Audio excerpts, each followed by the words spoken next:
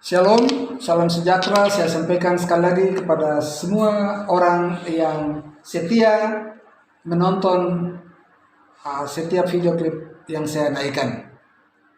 Jumpa kembali dengan saya, Dr. Anto Septian Mamborai Pahiki, Presiden Republik Indonesia, hasil konstruksi dari Dr. Thomas Wapai Wainggai, HGMPA di lapangan Mandala Trikora Jayapura pada tanggal 14 Desember 1988. Proklamasi berdirinya sebuah negara Republik Indonesia. Saya melalui video klip kali ini saya memberikan sedikit tanggapan atau masukan barangkali ya atas pernyataan Profesor Dr. Amin Rais melalui video klipnya yang berikut ini. Anda boleh melihat sebentar, saya berikan kesempatan kepada Anda. Jakarta memberi kesempatan kepada orang Papua untuk melakukan referendum. Apakah tetap bersama Indonesia atau membangun negara Papua sendiri?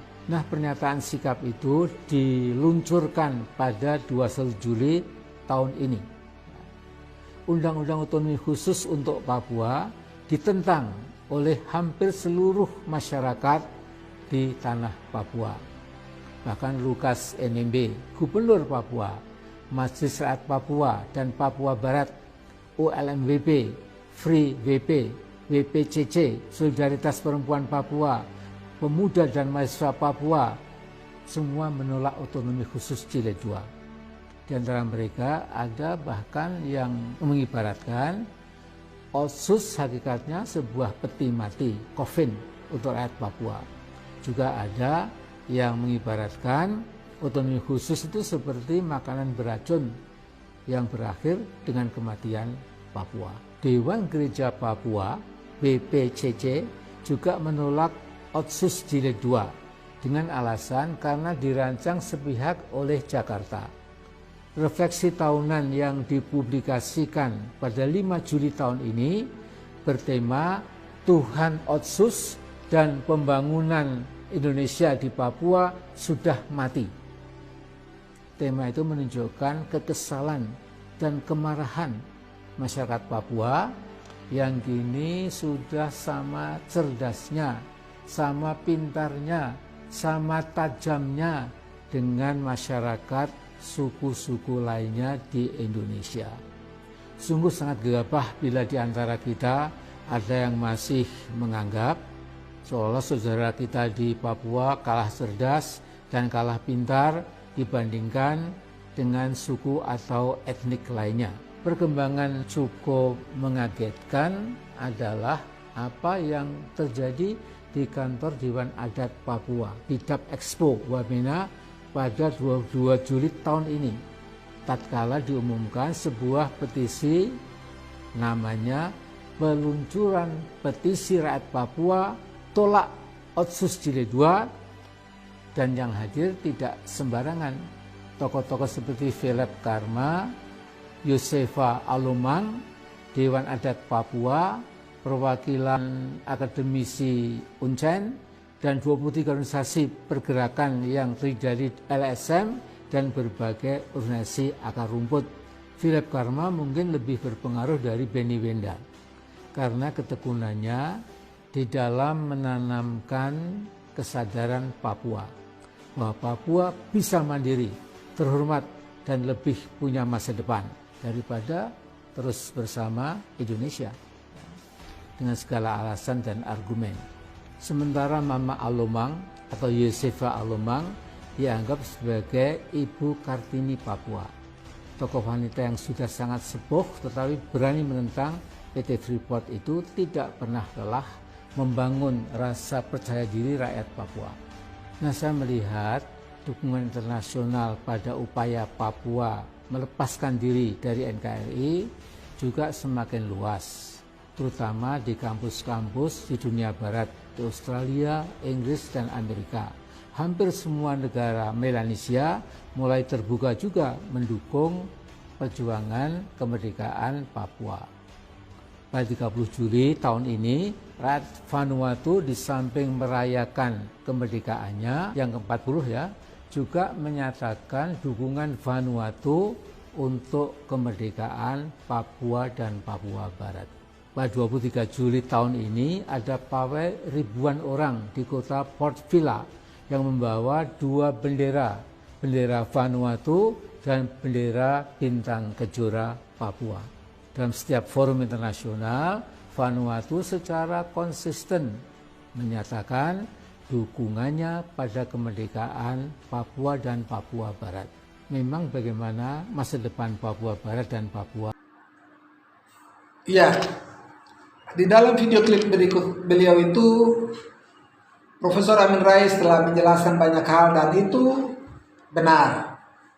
Tapi rupanya beliau lupa ada satu peristiwa bersejarah yang menggemparkan Indonesia dan seluruh dunia, di mana menghadirkan Palang Merah Internasional di Jayapura untuk mengurus semua tahanan politik hasil proklamasi 14 Desember 1988 itu, dan juga termasuk hasil narapidana politik dari Bintang Kejora. Peristiwa besar ini belum pernah terjadi setelahnya dan sesudahnya, itu tidak pernah. Peristiwa yang besar itu namanya peristiwa proklamasi kemerdekaan berdirinya negara Republik Melanesia di pusat kota Jayapura di Lapangan Mandala. Proklamasi itu tidak dilaksanakan di hutan seperti yang dilakukan oleh Setrum Korem pada tanggal 1 Juli tahun 71 di hutan. Itu proklamasi itu, sekali lagi saya mau tegaskan pada kesempatan ini bahwa itu proklamasi propaganda, tipu-tipu.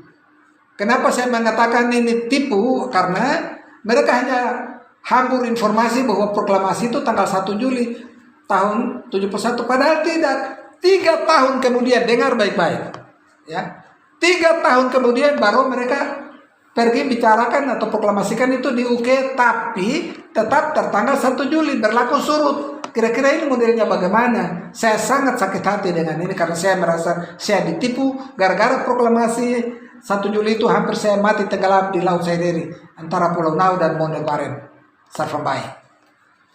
Karena itu saya tidak terima itu. Sampai hari ini saya katakan itu proklamasi tipu-tipu, dan jangan rakyat Melanesia Barat, Anda tidak boleh ditipu-tipu dengan orang-orang yang model seperti ini. Dengan menggunakan bendera Bintang Kejora, Anda rugi terlalu banyak. Karena itu saya telanjang ini semua supaya Anda semua harus tahu dan mengerti betul-betul, kan saya orang bukan dari luar, tapi saya pejuang asli yang ada di dalam dan saya mengerti. Sampai hari ini saya terus bicara, sudah 47 tahun. Ya, oke, saudara-saudara sekalian. Jadi kembali kepada proklamasi 14 Desember itu, kehadiran 14 Desember itu menjamin semua tahanan politik berangkat pulang pergi dari Jayapura, Kalisosok, Cipinang, Jakarta, Jayapura, Cipinang, Jakarta, dan lain sebagainya. Itu hasil konstruksi dari Dr. Tom melalui proklamasi 14 Desember 88. Ini harus dipahami, dan ini benderanya. Pak Amin Rais, mungkin saya tidak mengerti, saya salut karena Anda dengan Dr. Mokhtar Pakpahan, Dian Damayanti, Dr. Sri Bintang Pamungkas, hasil kerja Anda 10 tahun setelah proklamasi 14 Desember 88, hasilnya adalah Presiden Soeharto lengser dari jabatan. Itu. Tapi Anda lupa proklamasi yang membuka reformasi itu di Indonesia ini 14 Desember ini. Jadi solusinya, Anda sebagai seorang yang luar biasa, I salute you. Tolong, kalau Anda menonton video klip saya ini, lengkapi dengan apa yang Anda sudah sampaikan, itu lebih lengkap, lebih bagus. Bahwa jangan angkat bendera ini bersembunyi di balik ini, itu sama dengan Anda mencoba untuk menyembunyikan masalah dan tidak akan pernah selesai. Tapi solusi terbaik meraih kemerdekaan atau menyelesaikan persoalan di Indonesia Barat adalah ini solusinya. Bukunya saya sudah tulis. Ini. Ini bukunya saya sudah tulis. Nah, begitu. Buku ini sudah ada di Polda, sudah ada di mana-mana, sudah dibaca ini. Nah, begitu. Jadi bisa dilengkapi bahwa sarankan kepada pemerintah Indonesia, saya sendiri juga sarankan melalui video klip ini supaya pemerintah Indonesia melalui Menko Polhukam atau siapakah saya tidak tahu, yang penting Anda kaji dua ini, yang mana ini Belanda punya pekerjaan politik busuk dan ini hasil karya Dr. Tom Putra asli Melanesia Barat, proklamator. Sama seperti Insinyur Soekarno, proklamator Republik Indonesia. Dr. Tom, proklamator Republik Melanesia. Ini bedanya. Jadi kaji ini baik-baik, mana yang lebih baik dan mengangkat harkat dan martabat bangsa Indonesia dan bangsa Melanesia Barat tanpa pertumpahan darah. Sekali lagi, tanpa pertumpahan darah, tanpa ada satu butir peluru yang keluar. Cek ini baik-baik dan ini saja yang bisa selesaikan persoalan. Solusi lain tidak ada. Sampai kapanpun masalah Papua tidak pernah selesai. Karena masalah Papua bukan masalah penduduk, bukan masalah infrastruktur, bukan masalah pendidikan, apapun. Tapi itu adalah masalah politik, bukan masalah pelanggaran hak asasi manusia, tapi masalah politik. Karena itu selesaikanlah masalah politik ini. Dua ini. Kaji ini baik-baik, saya berikan kesempatan kepada Anda dan kaji ini baik-baik. Setelah itu kita bicara. Tidak terlalu susah, gampang sekali masalah ini. Kalau Anda dengan jiwa yang besar, bangsa yang besar, merasa jiwa yang besar, orangnya juga luar biasa, mari kita bicara. Kita duduk bicara. Begitu. Dulu di zaman 1100 atau 200 tahun yang lalu, itu hukum rimba berlaku, senjata dan segala macam. Tapi sekarang tidak, di zaman modern ini tidak bisa lagi. Semua orang sudah mengerti. Anda tidak bisa sembunyikan sesuatu. Begitu. Jadi mari kita bicara baik-baik. Begitu. Terima kasih banyak untuk Pak Amin Rais. Apa yang Anda bicara itu benar sekali. Cuma lengkapi dengan apa yang saya sampaikan. Itu lebih lengkap lagi dan Anda mempunyai nilai yang luar biasa. Tuhan memberkati Anda. Tuhan memberkati bangsa Indonesia.